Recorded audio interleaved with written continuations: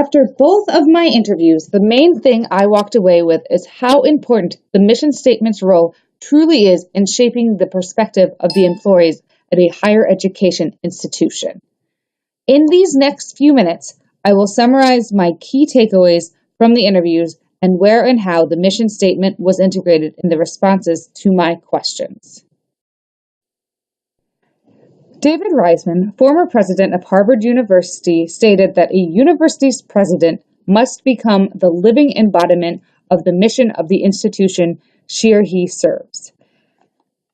After interviewing Jane, it is clear that this is something that is prevalent in the employees of her institution. In many of her answers, she refers to at least some part of the school's mission statement directly, and often she connects tangentially to the mission statement and other statements she has. First, I want to go over who my interviewee is. Of course, I will not be using her actual name, so from here on out, you'll hear me refer to her as Jane. Jane is the director of an academic program office. She has a team of 4 people directly underneath her and works with various faculty across the school. She's employed by a business school. This business school is located in a large city in a fairly liberal state, and has a highly ranked school. In the first analysis of Jane's answers, I utilized Henriksen et al.'s 3 essential principles. At the very beginning of academic leadership and governance, Henriksen et al. Outlined the 3 essential principles that help guide colleges and universities to success. They claim that higher education institutions that have committed to being mission-driven, practicing adaptability in alignment with that mission, and perpetuating democratic partnerships have consistently fared better. I wanted to see how well Jane's answers paired up with these 3 principles. In terms of being mission-driven, this was, like I mentioned earlier, very obvious in Jane's answers. She stated outright that the school is conscious about creating a learning organization that encourages innovation and thinking, and how the students can contribute positively. This is something that she comes back to in all of her answers, talking about the contribution of students, talking about how the school is working through its mission to make the world a better place. On the topic of adaptability, this is also something that she mentions throughout. She considers the school a leader and an innovator, and so she says it must take the lead in redefining the paradigm of management education. She states specifically that she wants her office to be a part of that change. She wants this through improved tools and by providing more opportunities for students to be engaged with the outside world. These are just some of the examples she used of how the school adapts to creating a better environment to continue with their mission, but also work with the outside changes of the world. Now, the democratic partnership was the most confusing one for me. From my first interview with Jane, I felt that this was not something that existed at the school. She talked about how hierarchy plays a major role there. She says that idea generation occurs at all levels of the organization, but the powerhouse of decision-making, as she said, comes from the deans and the associate deans. This to me suggested that there's less of a democratic partnership. But when she gave me conflicting answers from the second interview about all the different ways that the staff and the students are involved, I thought perhaps the hierarchy was maybe only for major decisions. The structure of the school itself appears to be what Henriksen et al. Defined as a professional adhocracy. It's the fluid organizational structures. Cross-departmental collaboration is frequent and creates new programs. This was very clear in Jane's description of the school. She talked about initiatives and programming that the students do, both curricular and extracurricular, that were able to adjust to the school's demands. So the next part I'm going to talk about is the interaction and impact with society that the school has. This is both through the government policies and how that impacts the school, and also how the school impacts society. So for the role of government, Jane appeared to have a very limited viewpoint of how the government impacts the school. In her opinion, the biggest influence government played was the increase in support for STEM courses. She states, the focus and support for STEM has prompted a lot of interest from students, both domestic and international. Because her school is a business school, increased focus and support in these categories has allowed growth in both number and skill level of the student population. One specific aspect she mentions is the increase in visas for STEM jobs.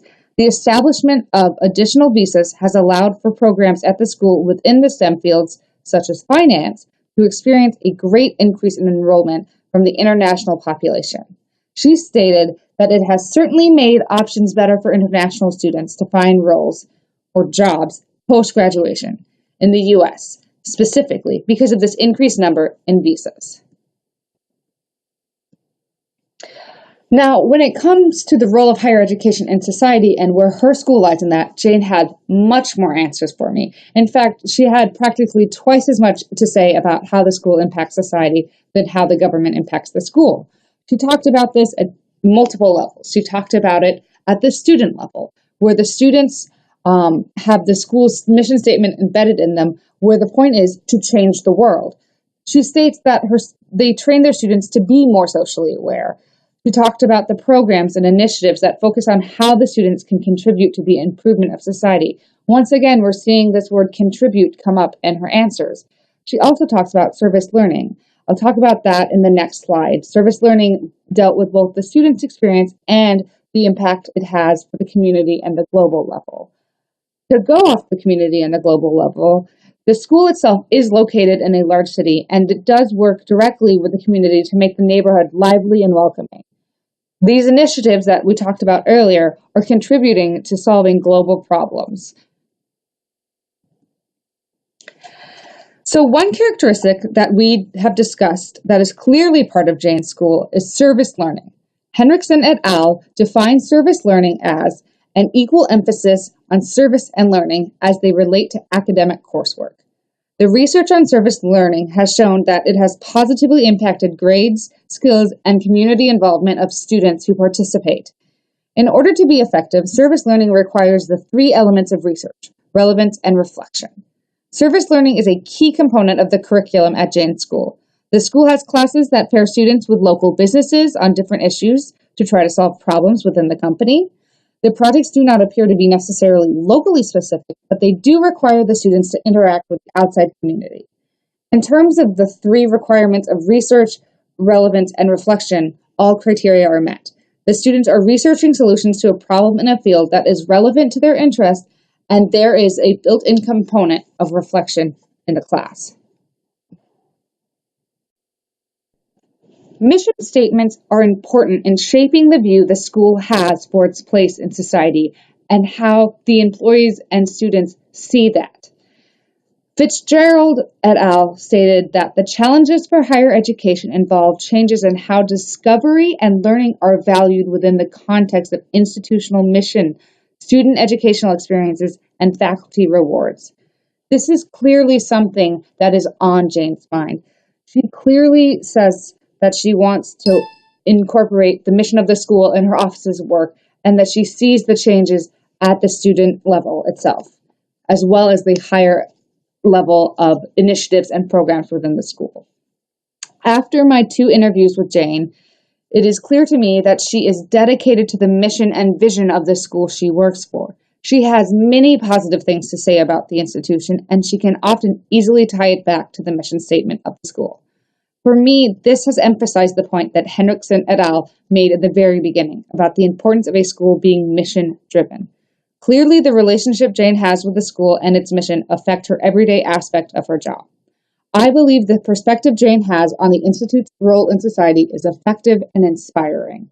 The school's desire for furthering the betterment of society provide a key opportunity for knowledge growth and innovation. Fitzgerald et al. Believe that the engaged university is one that produces research of significance that benefits the society and educates students for productive roles in a modern and diverse world. Jane's examples all meet this characteristic and position the school and its students as strong contributors to society. Thank you all for taking the time to listen to me today. I hope helpful. And here are the references for you to go off of. Looking forward to seeing what the rest of you have to say.